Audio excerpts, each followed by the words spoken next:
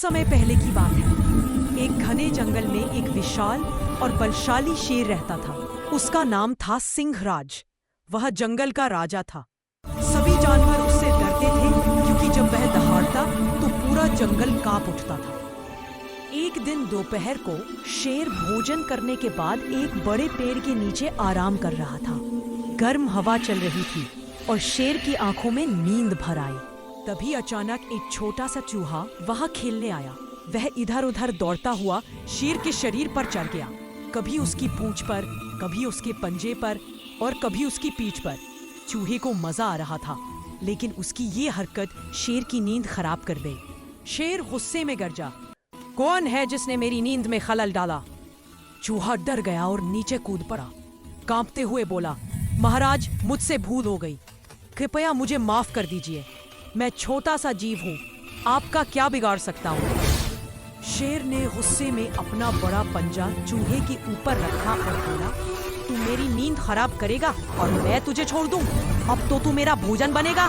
चूहा दया की भीख मांगते हुए बोला, हे जंगल के राजा, यदि आप मुझे छोड़ देंगे तो मैं कभी आपका उपकार नहीं भूलूंगा। कौन जानता है, एक दिन मैं भी आपके काम आ सकता हूँ। शेर उसकी बात सुनकर जोर से हंस पड़ा। तू मेरी मदद करेगा? तू इतना छोटा और मैं जंगल का राजा? चलो ठीक है, जा, तेरी जान बख्शी। शेर ने उसे छोड़ दिया और फिर से सो गया। कुछ दिनों बाद एक शिकारी जंगल में आया। उसने शेर के रास्ते में मोटा जाल बिछा दिया। जब शेर उस रास्ते से गुजरा तो वह जाल में फंस गया। उसने बहुत कोशिश की, मगर जाल और कसता गया। वह जोर से दहाड़ने लगा, बचाओ, कोई है क्या? उसी समय वही छोटा चूहा वहां से गुजर रहा था। उसने शेर की आवाज सुनी और दौड़कर वहां पहुंचा। उसने देखा कि उसका मित्र शेर जाल में फंसा है। चूहा बोला, राजा जी घबराइए नहीं, मैं हूं ना। वह अपने नुकीले दांतों से जाल को काटने लगा। थोड़ी ही देर में उसने पूरा जाल काट डाला और शेर आजाद हो गया। शेर की आंखों में कृतज्ञता के आंसू आ गए।